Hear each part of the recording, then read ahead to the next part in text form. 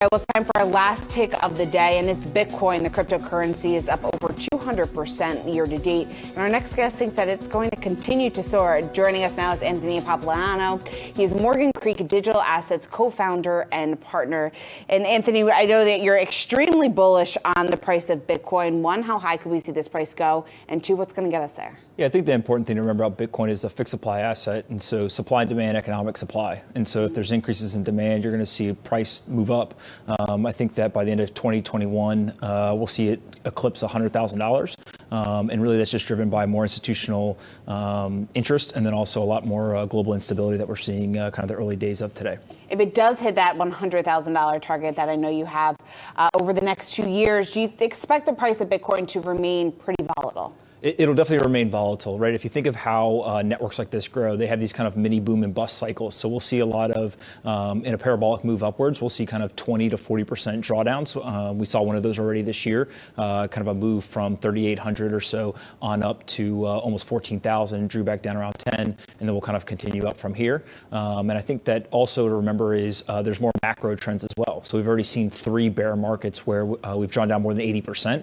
And so you just have to remember volatility is not necessarily a bad thing. You need volatility for price appreciation.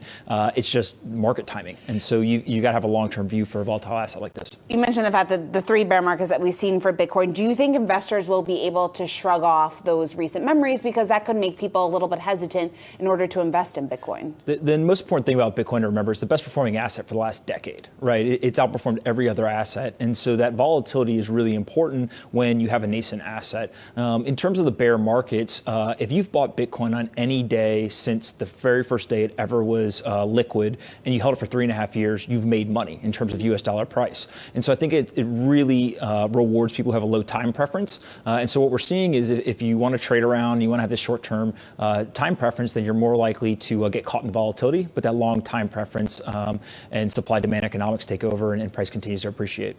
Anthony, I want to get your thoughts on Facebook's crypto project Libra. From your view, do you think that this has been a huge catalyst for Bitcoin, and what can we expect ahead? Yeah, I think there's 2 key pieces. So there's an impact on Bitcoin. I think it's really bullish for the digital currency in the sense that the more important part of the announcement is not Libra, it's Calibra, which is the digital wallet that Facebook is reportedly going to give to hundreds of millions of people, if not billions of people. That wallet, I think, will eventually support Bitcoin, Ethereum, tokenized securities, and even data. So you can imagine something like your medical health records being tokenized and being able to be held in that wallet. So I think it's a really important moment where we give hundreds of millions of people the capacity to hold digital currencies.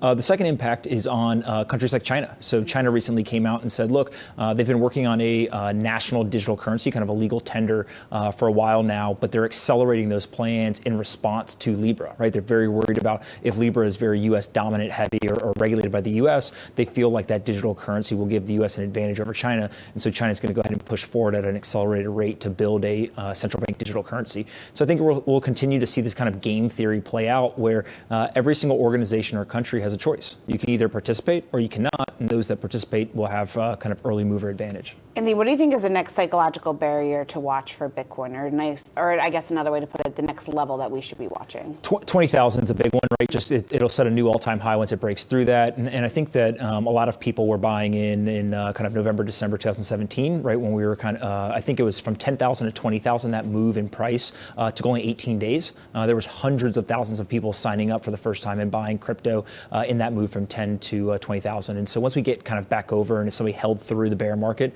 and they've now are kind of in the money, I think that'll really pull people in, and people will start talking about, wow, Bitcoin has now set a new all-time high, and is it going to go higher? And so that's the big one that I'm watching. How quick do you think we could get there to 20? That's the big question. I don't think that we're going to go from call it 12,000 where we are today to 50 or 100,000 right away. I do think it's going to take kind of 6 to 24 months, but I do think that we'll kind of chop around for a while. So 2020 is probably the right time frame, but the crypto bulls on Twitter definitely think it's going to happen tomorrow. All right, Anthony, we'll leave it there. Thanks so much. Absolutely.